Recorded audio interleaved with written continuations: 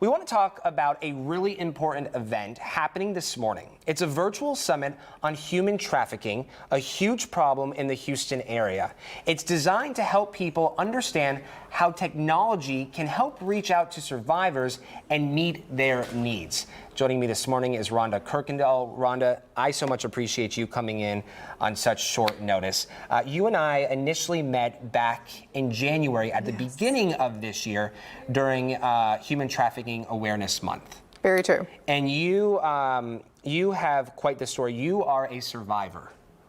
And your story really touched me. It really moved me. And since then, you and I have not had a chance to talk about this, but I've told many people your story and how you've survived that. Briefly, do you want to reflect on that for a moment? Sure. So my victimization happened several decades ago, and I was groomed in Fort Bend County, taken into Houston, eventually flown to Lubbock. My trafficker, by the time I found him, had been convicted 4 times, 3 different states, and I was past a statute of limitations. So I worked with the Texas legislature in 2007 to change that law. It took me 5 years. That began my passion in legislative advocacy. So today I'm a student at the University of Houston downtown.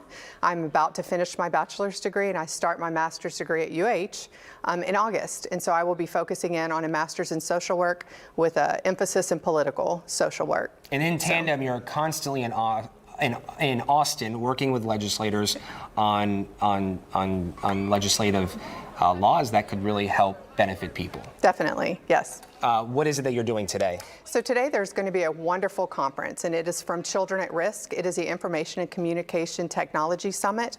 We are going to be focusing in on the subject of anti-human trafficking and how it intersects with technology. So we know that technology is a double-edged sword. You know, you have a good use and an abuse dilemma. And so with technology, traffickers can have a larger group to be potential victims.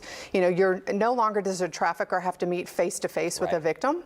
So they now can use social media. They can use, technology to be able to groom, and that's exactly what they're doing. I had the opportunity, it was during your story that we collaborated on, I had the opportunity to chat with a member of a local group that provides resources to survivors, and I can remember the head of that group saying, you can order a person as easily as you can order a pizza.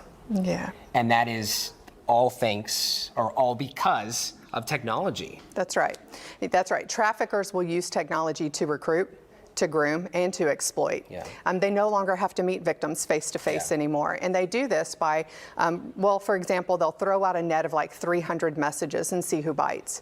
And so then you wonder, like, if a trafficker isn't meeting face-to-face, how do they control victims? And they do this a lot through sextortion. That's another misuse of technology, where a trafficker will threaten a victim that they're going to release video, they're going to release images unless that victim does what they're asking them to do. And so when you think of human trafficking, a lot of times you'll think of illicit massage businesses, or you'll think of strip clubs, cantinas, open air prostitution where you see victims walking the streets. But with the proliferation of technology, now victims are victimized online. So they could be forced to perform a sex act like on a live webcam.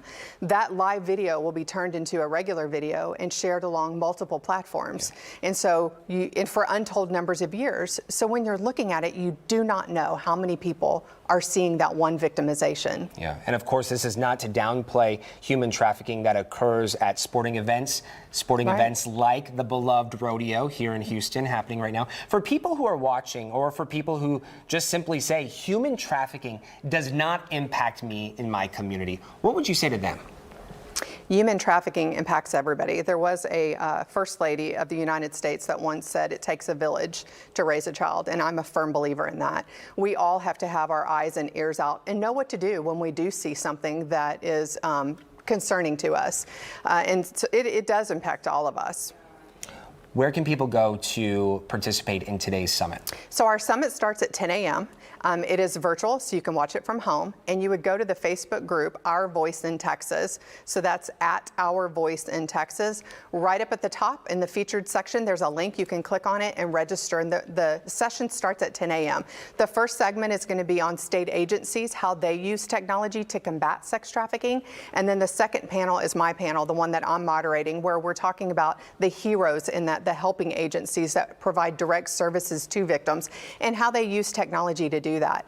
The beauty of the event is that they're taking something that caused harm, technology, and they're turning it into a powerhouse for victims to be able to enter into that technology sector. Love that. Love that. Thank you again so much for coming on the show this morning. We appreciate it. Thank you, Zach.